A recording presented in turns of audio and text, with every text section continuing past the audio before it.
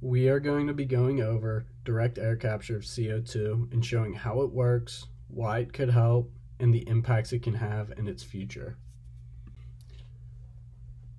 So what is direct air capture of CO2? Direct air capture of CO2 is a process that brings in air from the atmosphere and filters out the CO2. It can help to decrease the amount of CO2 in the air, and it also traps CO2 and allows it to be kept out of the air.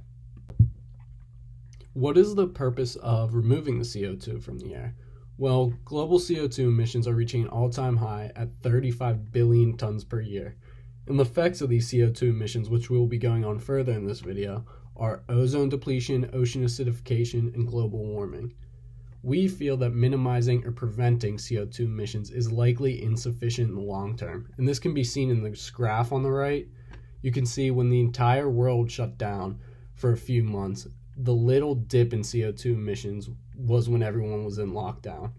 And that little decrease shows that it's not going to be sustainable to stop CO2 emissions completely. So we feel that measures should instead directly address the rising atmospheric CO2 concentrations, such as methods like CO2 capture. Here you can see the different causes of CO2 emissions. Emissions come from many places on Earth, whether it's from a city, a power plant, an airplane, or even just heating your house or driving your car. Some of the effects from these CO2 emissions can be shown here. Emissions are causing extreme weather shifts and more destructive storms than ever seen before. Extreme flooding also goes along with this weather, along with melting ice glaciers from global warming. The most commonly portrayed effect is the ice glaciers melting, as just mentioned, with it destroying the homes of animals like polar bears. So now that we know why CO2 emissions are bad, how can direct air capture remove these emissions? Well, you can see with the graphic on the left that large fans will draw in the air from the atmosphere, and then the air will be filtered through some sheets of either metal or liquid solvent that can connect to the CO2 and bind with the CO2, so the air can keep flowing through with the CO2 not being able to pass through. Then the free air is released and the concentrated CO2 is removed and packaged up and stored and either buried underground or removed. And you can see this process more here in this little clip. You can see the air going through and how the CO2 flows underground and free air just flows right through. The economic impacts of direct air capture are huge. It can be extremely expensive. Small-scale operations cost over $800 per ton of CO2. Large-scale direct air capture costs $200 per ton of CO2.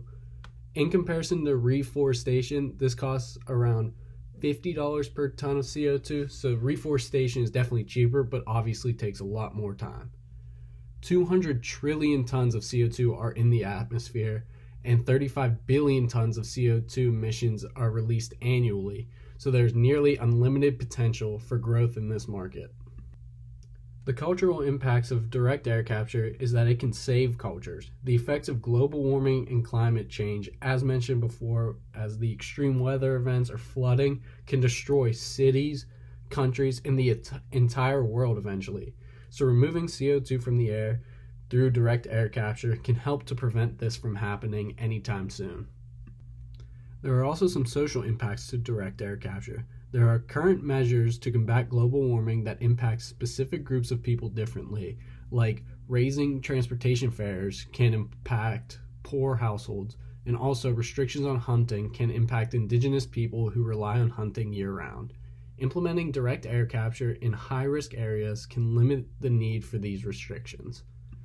Similarly, this has major environmental impacts. It can prevent things like ozone layer destruction and ocean acidification, both of which have major impacts on the lives of all living species and current ecosystems from thriving. On the other hand, there are also some environmental risks to direct air capture, one of which is fossil fuel emissions will continue to rise due to public perception of a cure for emissions. Material costs for materials used in direct air capture could increase unexpectedly due to the increased demand. Also, direct air capture can also cause increased emissions of other pollutants that are not captured through the process. It can also cause decreased investment in reforestation or other CO2 emission removal methods because of the large expenses of direct air capture. There are also some ethical impacts to the direct air capture of CO2. Direct air capture is generally safe and harmless, but it does have its risks. Some disadvantages of it include it requires a large amount of energy, making it hard for direct air capture to become carbon neutral or carbon negative. In this process, CO2 can be injected into the ground, and the pipeline could leak, which could contaminate water wells and even cause seismic activity. It can also enable oil recovery, leading to an overall greater CO2 release in the end. So why has direct air capture not been implemented at a large scale yet? The main reason is it's extremely expensive and not very profitable yet. So many people with a lot of money do not want to invest in it because there's not really any way to make money from this. It is just a thing that should be happening, but there's no profitable way to do it.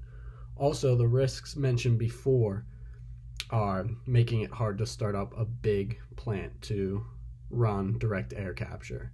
And also, it can also cause more CO2 emissions since it will seem like it is no longer an issue, which can cause the direct air capture systems to be very counterproductive, which can be seen in this graphic here.